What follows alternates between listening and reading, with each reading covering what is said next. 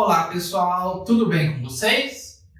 Para quem não me conhece, meu nome é Leonardo, eu sou professor na empresa Analise e hoje nós vamos dar continuidade ao AnaliseCast, que é o podcast da empresa Analise. No episódio de hoje eu vou falar um pouco da minha vida, da minha experiência como profissional, desde a minha graduação até os dias atuais. Bom, eu sou engenheiro agrônomo, formado na Universidade Federal do Espírito Santo, sou mestre e doutor em genética e melhoramento pela Universidade Federal de Viçosa. Trabalhei 3 anos no início na Monsanto e depois na Bayer Crop Science como Data Scientist Specialist e hoje estou aqui com vocês, sou sócio fundador da empresa Analise e também professor dentro da mesma. Sem mais delongas, vamos para o nosso AnaliseCast.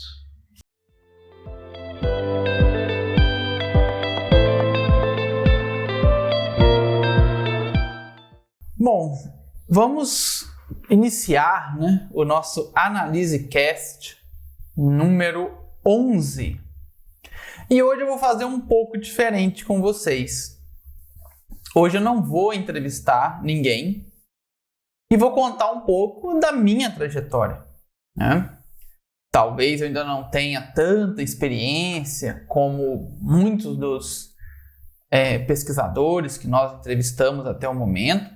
E vamos continuar entrevistando, tá? Deixar isso bem claro.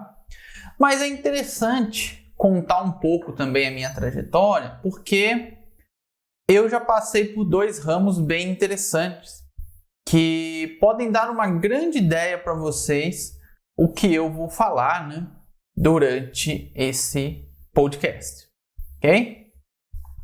Então, vou começar contando um pouco sobre o meu ensino médio. Vou voltar bem lá atrás na minha história, tá? O ensino médio eu fiz na antiga, Escola Agrotécnica Federal de Alegre, chamada EAFA. Hoje, no Brasil virou tudo IFE, no caso do Espírito Santo, IFES, e na época ainda era Escola Agrotécnica. Então eu fui estudar lá porque das escolas públicas, ela era melhor na região, e eu fiz a prova, passei bem posicionado, na verdade, e tive a oportunidade de ir estudar lá, onde tinha o ensino médio muito forte, e além do ensino médio tinha o técnico, o técnico em agropecuária.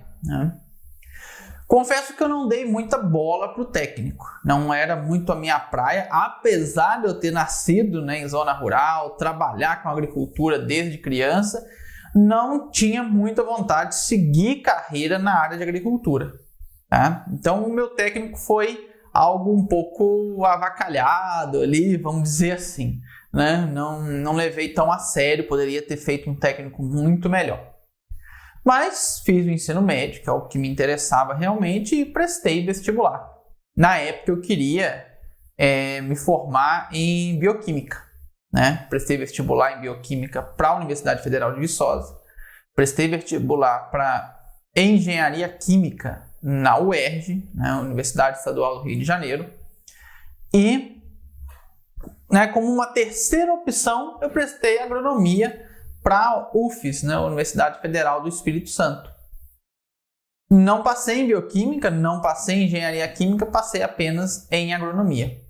Falei, entre ficar parado e fazer agronomia, bora fazer agronomia. Vamos ver o que acontece, Mas, como eu já disse, não era o meu plano,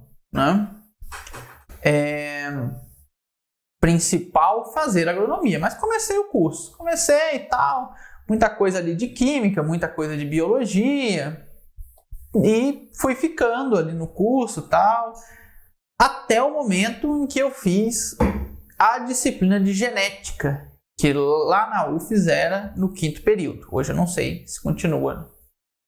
Eu comecei a cursar o curso, para vocês saberem, em 2006, tá bom? Então, foi ali o meu início, Então, aliás, em 2007, né? 2007, exatamente. 2007, 2008, 2009, 2010, 2011. Isso mesmo, 2007. Março de 2007. E no quinto período, quer dizer, 2 anos depois que eu iniciei, eu fiz a disciplina de melhoramento, de genética primeiro.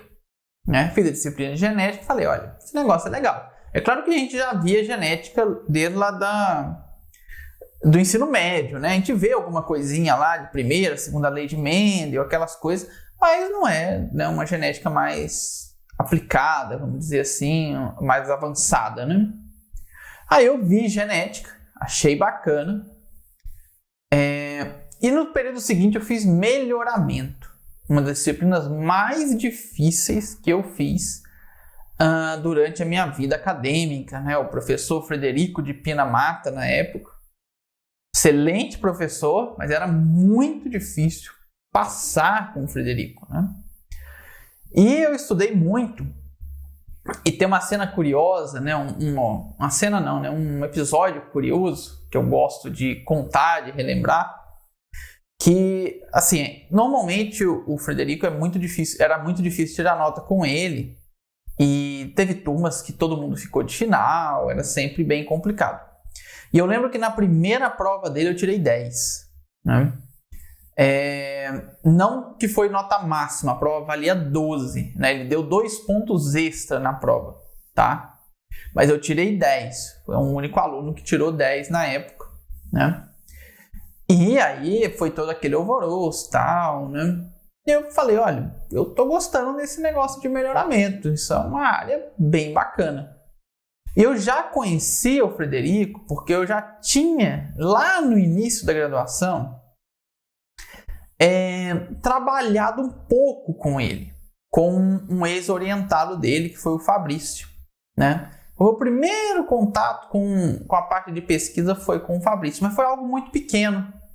E na época o Frederico falou que o Fabrício era o último aluno dele, porque ele ia sair da universidade, então ele não dei continuidade, né?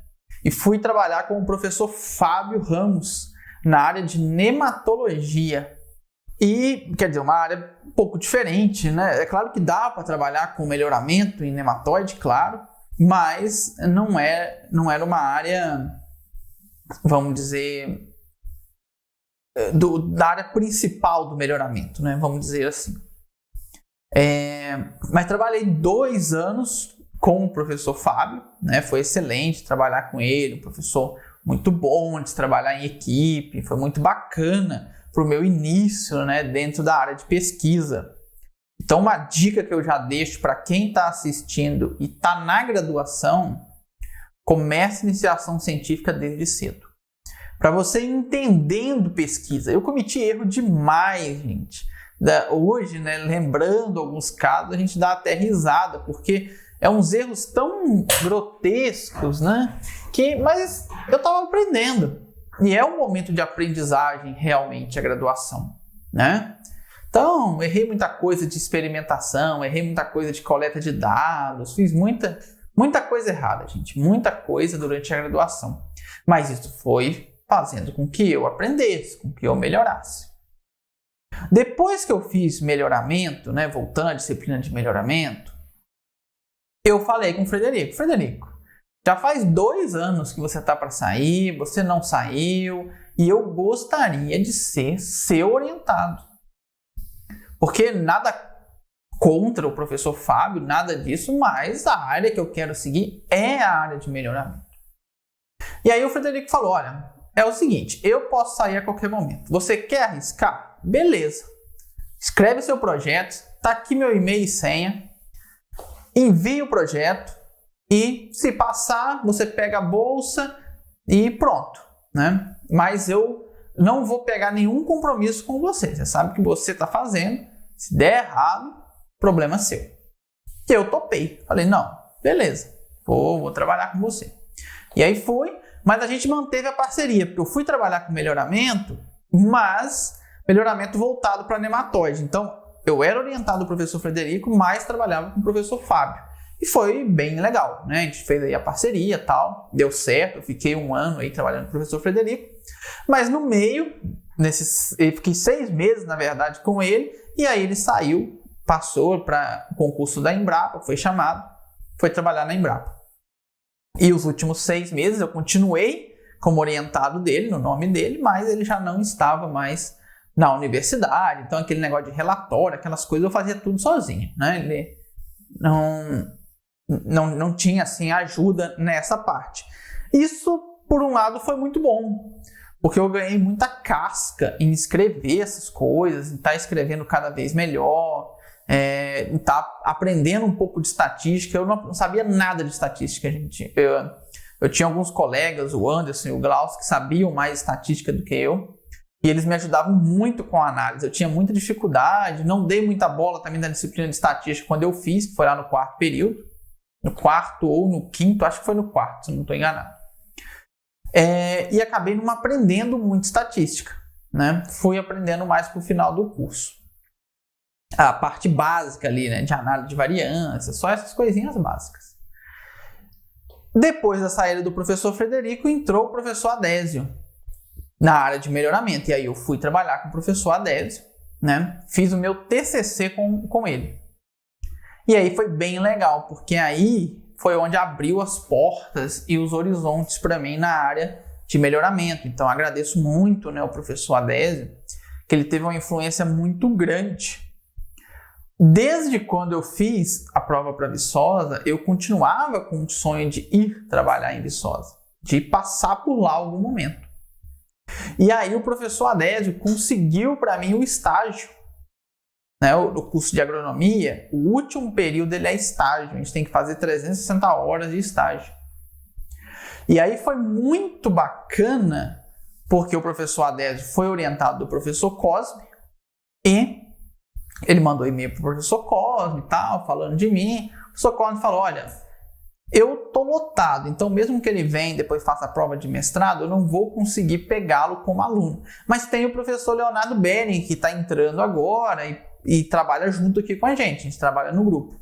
E aí eu fui para Viçosa fazer, né, o meu estágio, e junto com o estágio eu comecei a fazer alguns projetos, né, ainda com o professor Adésio, melhorando o meu TCC, né, que eu já tinha até apresentado, mas a gente foi melhorando, e aí aproveitando ali o professor Cosme, o professor Léo Bering, né, e isso foi um ganho muito grande, porque eu tive a oportunidade de fazer disciplinas em Viçosa.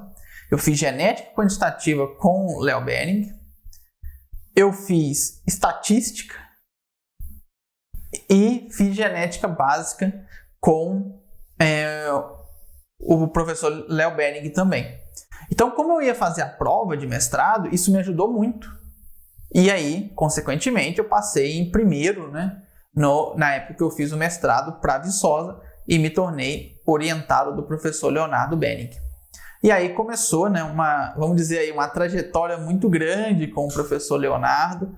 Hoje nós somos excelentes amigos, além de compadre, né, que eu acho que fala, né, eu sou padrinho de casamento dele, ele é padrinho de casamento meu. Então nós temos, assim, uma amizade, um laço muito grande, né, que começou lá atrás. Isso em 2011, eu fui em agosto de 2011 fazer o meu mestrado, fazer o estágio, e em março de 2012 eu comecei o meu mestrado. E aí, pessoal, foi aonde eu me dediquei praticamente 100% a trabalhar com análise de dados. Porque é aquilo que eu queria, apesar de eu estar num curso de melhoramento, né, eu não tinha muito interesse em trabalhar com plantas a campo. Como eu já tinha falado com vocês, né, eu não era muito fã, nunca gostei, né, sou um cara que gosto muito da parte de laboratório mesmo. E aí a gente começou, né, a traçar ali aquelas disciplinas, aquelas coisas todas voltadas para a área de estatística. Eu era obrigado a fazer uma disciplina de melhoramento, fiz melhoramento de plantas, e o resto foi tudo voltado para análise de dados. E aí foi espetacular, né? Porque Viçosa tem uma quantidade de disciplinas imensa na área de análise. Então eu tive a oportunidade de fazer modelos lineares 1 com o professor Peternelli, Fiz genética quantitativa, claro, com o professor Leonardo Berg, né? Agora valendo, vamos dizer assim, né? Além da disciplina do professor Borém, no caso do melhoramento de plantas, porque é importante, né? A gente vai trabalhar com melhoramento, tem que saber também a parte teórica ali do melhoramento, né? E depois eu fui avançando com a disciplina do professor Cosme, né? Não vou recordar agora o nome da disciplina, mas é a disciplina onde a gente aprende toda a parte de mapeamento de QTL. É uma disciplina muito interessante, né? Já fiz modelos biométricos 1, a disciplina interessantíssima do professor Pedro, né? E fiz mais alguma disciplina dessa área que agora eu não vou me recordar, né? E aí fiz o meu mestrado. No mestrado eu trabalhei com redes neurais, né? Então já entrei no mestrado, e aí tem um caso curioso que eu quero contar para vocês, que é bem legal. E é algo que eu quero que vocês abram, né, bastante a mente, porque às vezes eu sinto falta dos estudantes abrirem a mente para esse tipo de coisa. Quando eu cheguei em Viçosa para fazer o mestrado, né, aí já em 2012, o professor Cosme e o professor Leonardo sentaram comigo e falaram: olha, nós estamos começando a aprender uma metodologia nova chamada redes neurais. Ela ainda tem pouquíssima aplicação na área de agricultura, na área de melhoramento nenhuma, praticamente, né, quase zero. E nós queremos começar a utilizar isso como uma ferramenta de análise. Queremos saber se você topa. Falei, topo. Vamos em frente, vai ser um grande desafio, mas vai ser super legal, porque, né, para fazer publicação, essas coisas, vai ser algo excelente. Aí, né, eles falaram: olha, a gente vai fazer uma disciplina no departamento de engenharia elétrica, né? E para a gente aprender um pouco, né, dessa parte teórica, entender um pouco melhor o que são redes neurais, toda essa parte. Aí nós fomos fazer a disciplina de inteligência computacional. Não era só redes neurais, né, pegava lógica fuzzy também, tinha mais alguns conceitos. E nós fomos fazer, né? Isso para mim foi algo muito importante, porque foi fazer essa disciplina eu, aluno de mestrado, o aluno de doutorado Caio e 3 professores. Professor Leonardo, professor Moisés e o professor Cosme. Aí eu falei: caramba, esses caras são meus professores na disciplina e eu tô aqui sentado com eles fazendo disciplina junto. Isso, sim, para mim era uma honra, né? Com todo respeito, né, ao professor Leonardo, ao professor Moisés, que são excelentes, mas o professor Cosme, para quem está na área de melhoramento, o professor Cosme ele é um ícone, tá? Porque o professor Cosme ele escreveu grande parte dos livros didáticos que nós utilizávamos nas disciplinas. Então, modelos biométricos 1, modelos biométricos 2, genética quantitativa, vários livros do programa Gênesis. Então o professor Cosme, eu não sei ao certo quantos livros ele tem, mas deve ser 20, 30 livros de escrita dele. Então para nós ele é um ícone muito grande, e eu não estou nem falando da inteligência dele, estou falando de tudo que ele trouxe, né, de ferramenta que tanto ajuda o melhoramento hoje, né? E vai continuar ajudando pelas próximas décadas. É muito bom os livros dele. E eu falo melhoramento porque os livros acabam sendo mais voltados para o melhoramento, mas qualquer pessoa que quer trabalhar com análise de dados pode utilizar os livros do professor Cosme. E então, isso para mim foi um marco. Falei: nossa, esses caras estão, vamos dizer, eles já estão empregados e querem aprender cada vez mais. Olha que coisa espetacular. Porque às vezes nós temos muito a visão assim: arrumei um emprego, agora vou lá, dou minha aulinha e ponto final. E infelizmente muita gente é assim. Aí você poder conviver com professores acima da média, que pensam fora da caixinha, que não estão preocupados só com o salário no final do mês. É claro que o salário é importante, mas estão preocupados em ensinar, em aprender coisa nova para ensinar isso lá na frente. É muito interessante. Então foi um dos grandes marcos ali do meu mestrado, foi, né, poder ter, né, esse estudo junto com esses professores. E aí a gente começou todo um estudo, né, em cima de redes neurais e o aprendizado do MATLAB. Então, antes de eu trabalhar com R, eu comecei a trabalhar com MATLAB. Na época, né, tinha licença, o professor Cosme comprou licença para o laboratório, nós tínhamos acesso e começamos aí. Eu não entendia nada de programação nessa época, tá, gente?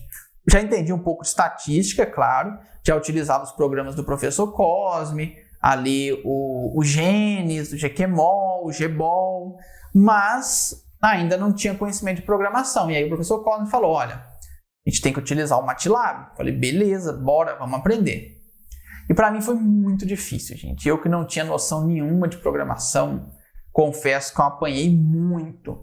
Precisava da ajuda do professor Cosme praticamente o tempo todo. Foi muito difícil, mas foi um aprendizado gigantesco, né? E isso é outra mensagem que eu quero deixar para você, estudante aí de graduação, de mestrado, às vezes até de doutorado que está nos assistindo. Aquilo que é muito difícil aprender vai ser muito mais compensador lá na frente.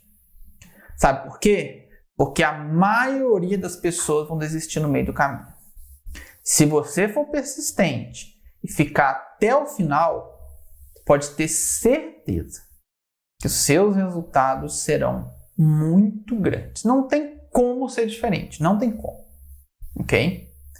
Então, o meu mestrado foi muito desafiador, mas foi talvez um grande divisor de águas ali na minha vida, aonde eu passei de usuário a iniciante de programação. Não vou falar que eu era programador, gente. Eu era iniciante de programação.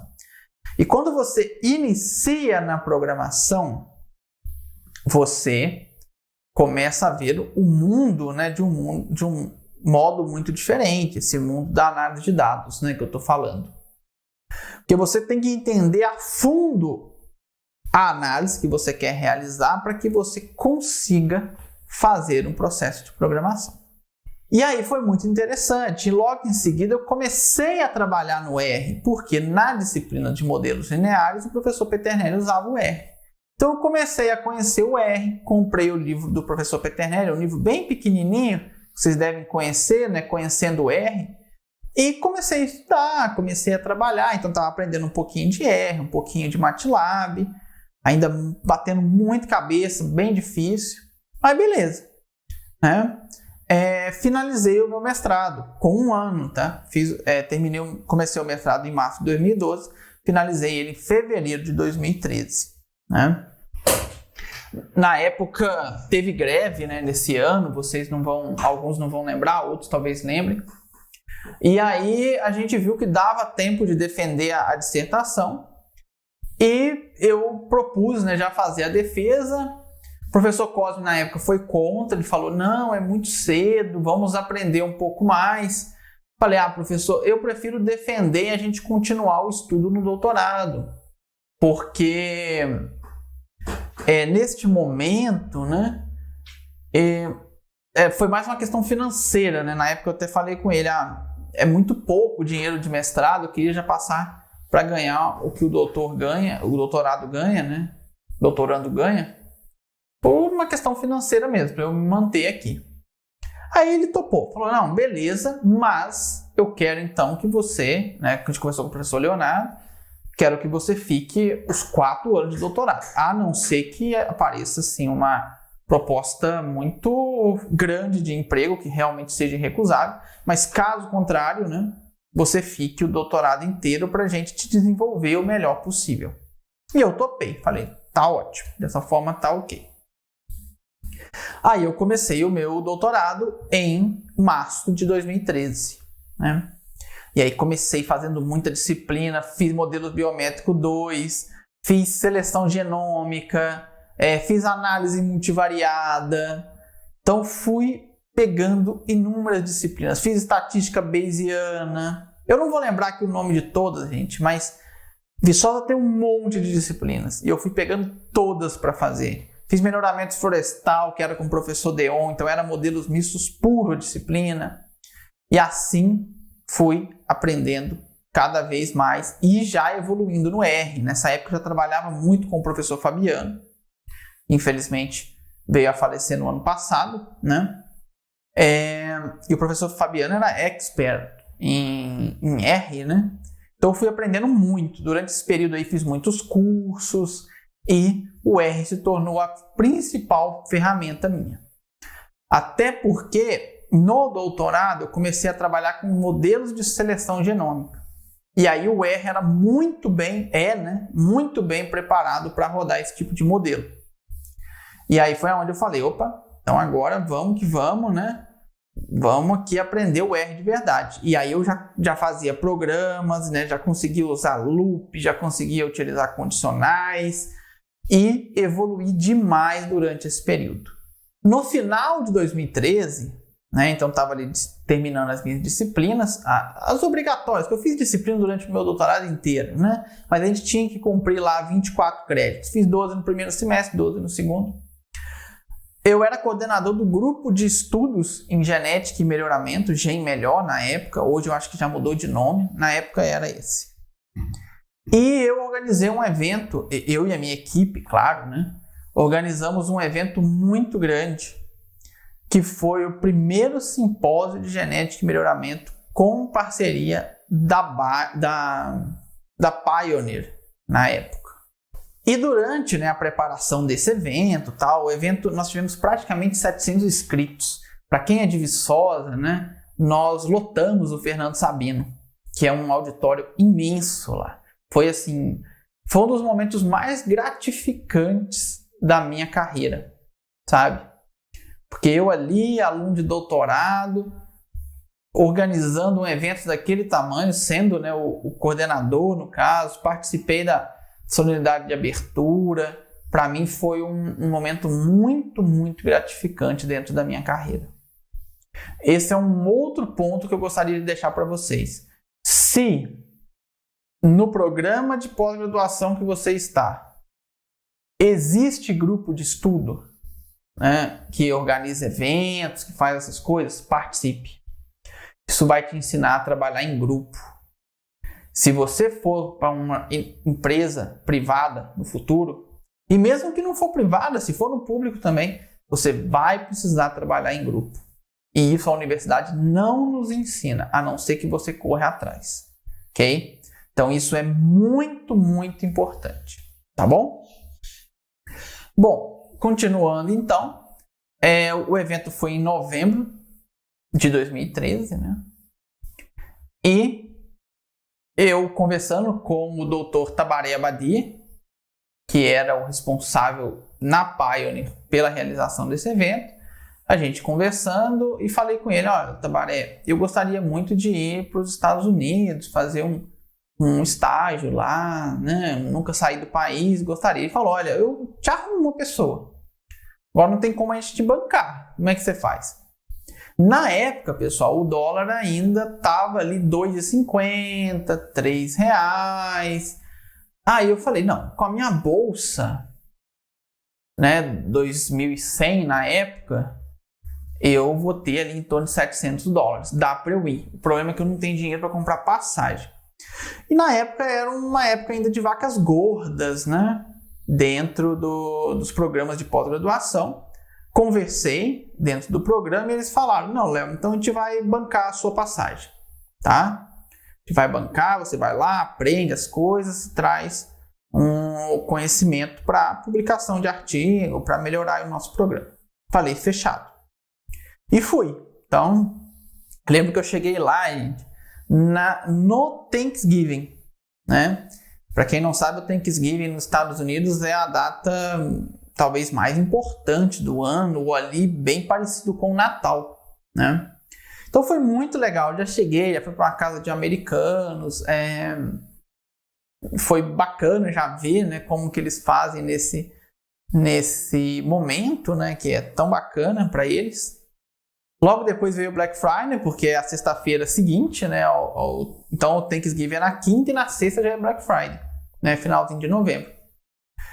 Então, aquela loucura, conhecendo ali, eu não comprei praticamente nada, não tinha dinheiro, né? Eu sabia que os $700 era praticamente para passar mesmo o período, e fiquei lá durante 3 meses, porque eu fui com visto de turista. Então, o máximo que eu poderia ficar era 3 meses. Fui, trabalhei com o professor Jiamin Yu, né? Vocês já devem ter visto aí vários artigos dele na área de seleção genômica, um cara excelente na área de milho, mas que infelizmente eu não me adaptei muito trabalhando no laboratório dele. Porque no laboratório dele todo mundo era chinês, eles falavam muito em chinês, e quando eles queriam se comunicar comigo, né, o inglês do chinês não é muito bom, e o meu inglês era péssimo, né? Então eu não conseguia me comunicar muito com eles, e fiquei um pouco isolado, né, durante esses 3 meses.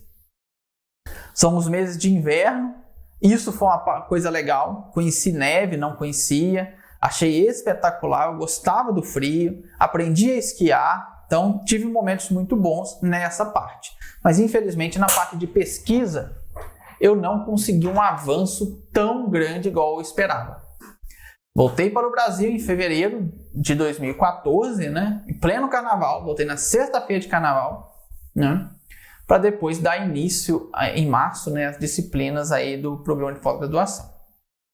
E aí, durante esse ano de 2014, eu falei, olha, vou fazer sanduíche, vou voltar para Iowa, porque eu gostei demais de lá. Tudo bem, não deu muito certo a primeira vez, mas eu vou melhorar meu inglês durante esse ano para que na segunda vez dê certo. E aí eu conversei com o professor Jiamin Yu novamente, ele falou, olha, Léo, eu até te aceito de novo, mas você tem que fazer o TOEFL e me apresentar uma nota acima de 90. A universidade na época disse 73, mas ele falou, só aceita acima de 90, porque a nossa comunicação foi muito ruim na primeira vez. Falei, não, beleza, professor, você tá certo, né? Concordo plenamente. Aí comecei a fazer os cursos, tal, fiz o TOEFL, tirei 76 na época, alguma coisa assim. Aí ele falou, olha, Léo, infelizmente eu não vou te aceitar, tá? Aí, quando eu fiquei lá a primeira vez, eu fiz algumas disciplinas. Fiz disciplina de genética quantitativa, fiz disciplina de estatística lá nos Estados Unidos. Fiz disciplina de biologia molecular. E eu gostei muito do professor de genética quantitativa porque eu conseguia entender o inglês dele sem nenhum problema, né? Eu não vou lembrar. William Beavis, né? Eu lembrava do Dr. Beavis. E aí eu mandei e-mail para ele. Falei, olha, não deu certo com o Jiamin Yu, mas eu não vou desistir. Eu vou voltar para Iowa. Não sei como, mas eu vou voltar. Mandei e-mail para ele, se ele me aceitava trabalhar com ele. Ele falou, olha, Léo, eu não teria problema nenhum em te aceitar. Porém, eu vou estar no meu ano sabático. Então, para quem não sabe, o ano sabático é tipo tirar uma férias de um ano, né? Fazer outras coisas e tal. Aí ele falou, mas eu tenho uma pessoa para te indicar. Professor Singh. Falei, beleza, vou conversar com ele. Manda e-mail. Mandou e-mail. Comecei a entrar em contato com o professor Singh. A gente fez uma entrevista, né? Via provavelmente Skype na época, não lembro. E consegui entender ele bem, gostei. Ele falou, olha, tá bom, eu te aceito. Você vê aí a papelada que você precisa e eu te aceito para vir trabalhar. Aí comecei a correr atrás do sanduíche. Na época, igual eu falei, era vacas gordas ainda. E consegui voltar para os Estados Unidos em fevereiro, na verdade, início de fevereiro, se não me engano, dia 1º de fevereiro de 2016. Né? De 2015, desculpa, de 2015. E aí fui trabalhar com o professor Singh. E aí foi excelente, gente. Tive um ano nos Estados Unidos espetacular dentro da minha vida, tanto pessoal quanto profissional. O pessoal é que o laboratório do professor Singh é espetacular de se trabalhar, né? Era um pessoal muito gente boa. Aí tive contato com pessoas de várias etnias, porque o professor Singh é indiano. Tinha o Tishari, que era da Etiópia, tinha o Jopin, que era chinês, tinha o Kevin, que era canadense, e tinha vários americanos, né? A Tera, o Kyle, o Race e a Sarah. E aí foi muito legal. sabe? A gente se divertia muito, era um pessoal super alegre, me convidavam para fazer as coisas, todo mundo se comunicava em inglês. Eu, nessa época, já tinha o inglês muito melhor, então consegui me comunicar sem nenhum problema. E foi muito bacana que quando eu fui trabalhar com o Sing ele é melhorista clássico mesmo. E aí eu falei com ele, olha, eu quero ver o programa de melhoramento de soja inteiro, porque aqui no Brasil eu trabalho muito com análise de dados. Eu vou para aí, vou fazer um projeto de análise de dados, mas eu quero participar de todas as etapas. E aí, gente, eu capinei solo, eu montei experimento de cada vegetação para ajudar os colegas, muda, né? Fizemos muda não, né? Plantamos, né, no caso, fizemos o plantio, fizemos muda para cada vegetação, né? A gente fazia as mudinhas para o plantio ali na cada vegetação. Com experimentos hidropônicos na época, né? Então, assim, fizemos muita coisa, inoculei doença, foi uma experiência espetacular. E aí, é claro que no final, né, nos últimos 6 meses, aí eu me dediquei mais ao meu projeto para a gente sair de lá com um artigo top, né? Então fizemos um baita artigo, está publicado hoje na PLOS ONE, foi um dos melhores artigos que eu publiquei na minha vida, porque, né, nós tínhamos um arquivo de dados muito robusto, né? Os experimentos nos Estados Unidos eles são muito grandes. Igual no meu exemplo, eu trabalhei com praticamente 500 genótipos de 2 repetições, né? Então eu tinha mais de 1000 parcelas no meu experimento. Era um negócio muito grande, né? E aí foi espetacular, né? Então foi um ano muito, muito bom na minha carreira. Desenvolvi muito em R, porque o Jopin é uma pessoa que sabia muito de R. Ensinei R para os outros alunos também do Sing, para alguns deles, né, que precisavam usar. Então foi legal, tinha um contato muito bacana, né? Depois voltei para o Brasil em janeiro, né, finalzinho de janeiro, dia 31 de 2016, para finalizar, né, o meu doutorado dali por diante, né? Então finalizei o meu doutorado no final, né, de 2016, no final de 2017, né? Eu só fazer a conta aqui direitinho. Comecei em 2013, 2014, um ano, 2015, 2016 e 2017, exatamente. Então, em novembro de 2017, eu finalizei o meu doutorado e comecei o meu pós-doc. Já finalizei o doutorado, comecei o pós-doc também com o professor Leonardo e Viçosa, né? E aí foi muito legal, né? A gente ficou ali mais um ano. Durante esse período do pós-doc, eu passei numa entrevista para uma empresa chamada Sinarmas, para eu ir trabalhar na Indonésia.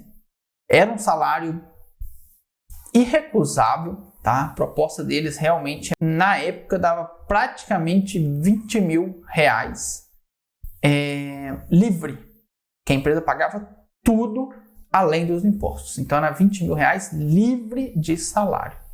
Hoje, para você ganhar R$20 mil livre no Brasil, você vai ter que ter um salário de pelo menos uns 35 mil, né? Para você pagar todos os seus gastos e o imposto, né, de 27% aí que o governo cobra.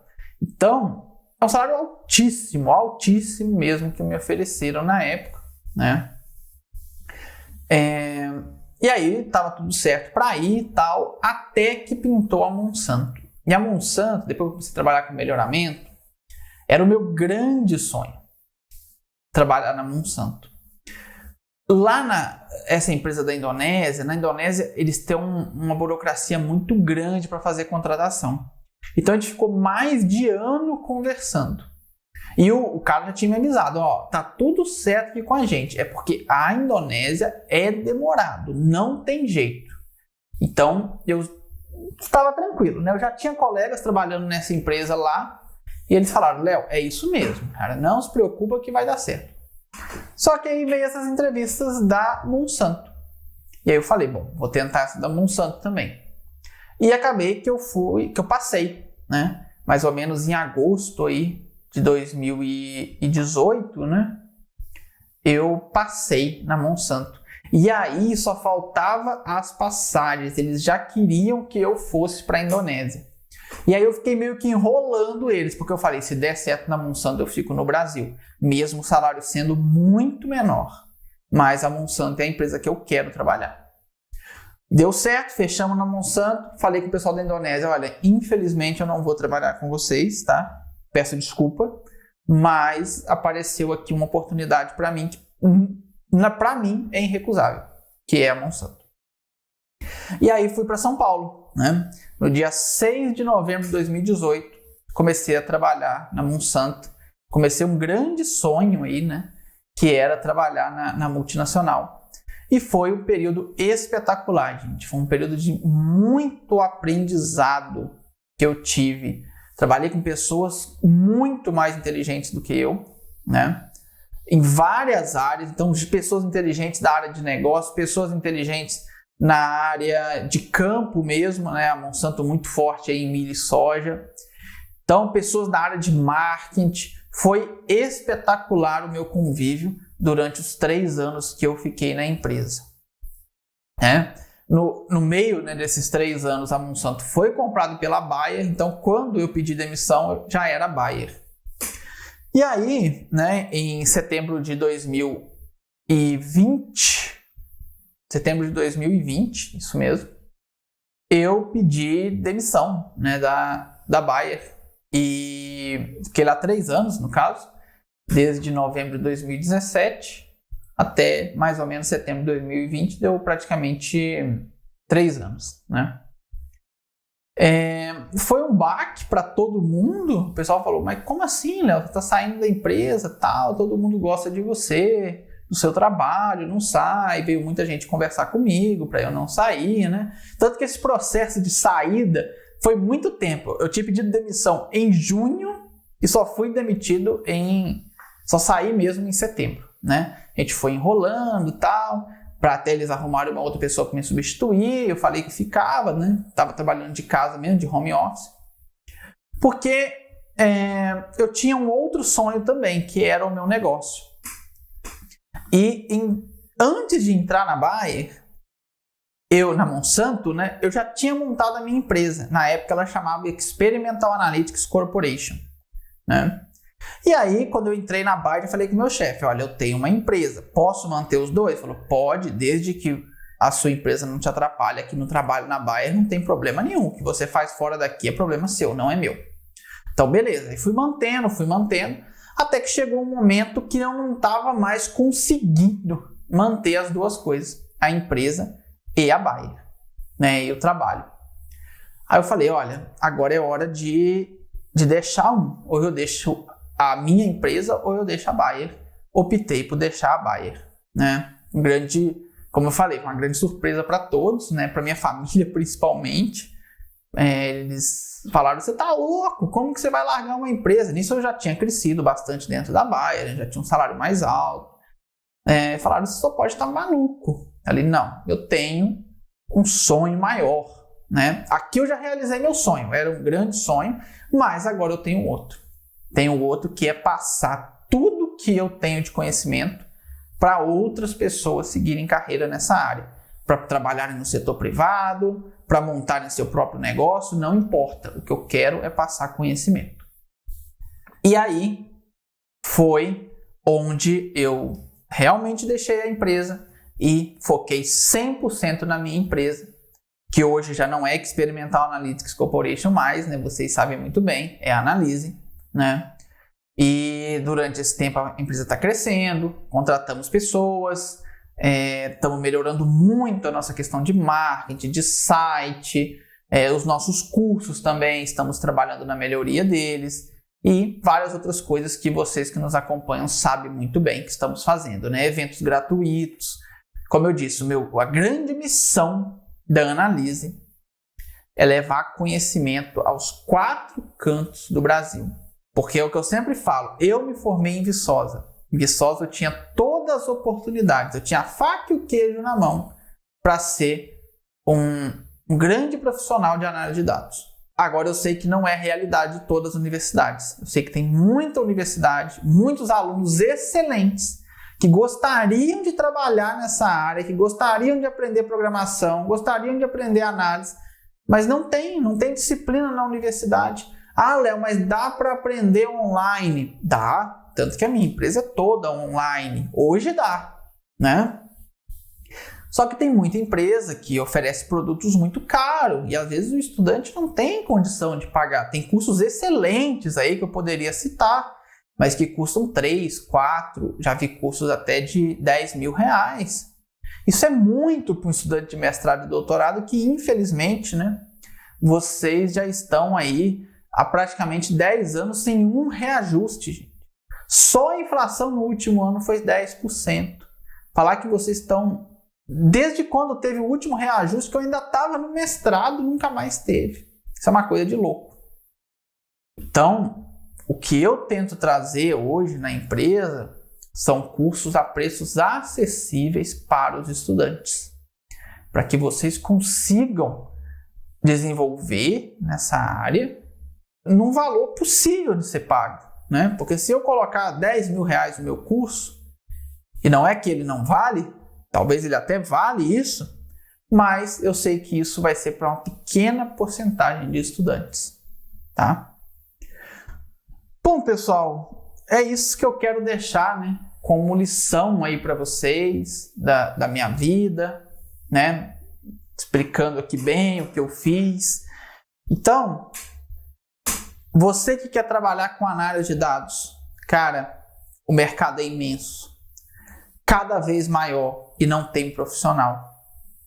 E não importa qual empresa você quer trabalhar. Eu já recebi proposta de Itaú, de Google, de Fleury. Ah, Léo, mas você é engenheiro agrônomo. As empresas não estão nem aí para onde você se formou, qual a sua graduação. Eles querem saber se você sabe analisar dados. Porque não tem profissional no mercado, eles não podem escolher, ah não, eu quero um bioquímico que sabe que sabe programação. Cara, isso aí, que sabe inglês, talvez você não ache esse profissional. Ou se achar, ele já está empregado. Aí você vai ter que pagar muito caro, né, no salário dele para tirar ele da outra empresa para ele vir para a sua. Então, pessoal, é um mercado imenso. É um mercado que falta profissional. Mas você tem que saber programação. Às vezes a programação é até mais importante do que a estatística nesse ramo, ok? Porque a estatística você pode entrar e ir aprendendo. A programação ela é fundamental. Você tem que aprender ou R ou Python. Léo, mas eu quero aprender MATLAB. Olha, o MATLAB é um software pago. As empresas não estão dispostas a gastar dinheiro com software pago, já que existe R e Python, que são softwares livres. E as plataformas, por exemplo, Amazon AWS, entre outras, se conectam ao Python e ao R. Então, você que quer iniciar nessa área, já escolhe. Ou segue o R, ou segue o Python. Nada além disso. Esquece o resto, esquece o que o pessoal vai te falar. É claro, pode haver mudanças para frente. Eu estou gravando essa aula aqui para vocês, nesse podcast, em 2022. Talvez em 2025 já vai ter outra plataforma muito melhor. Tá? Mas hoje, você tem que aprender R ou Python. Quando eu olho, né, as vagas que as pessoas enviam para a gente dar uma olhada, tem lá saber R ou saber Python, ou melhor ainda, saber os dois, né? Aí você está no top, ok? Então é isso que eu deixo de mensagem para vocês e assistam, compartilhem com outras pessoas, que vocês se tornem excelentes profissionais no futuro. E se eu puder fazer parte desse ensinamento, vai ser melhor ainda. Se eu não fizer também, não tem nenhum problema. O que eu quero é que cada vez mais e mais pesquisadores brasileiros estejam nas melhores vagas das maiores empresas no mundo trabalhando com análise de dados. Porque quem domina a análise de dados tem o poder nas suas mãos.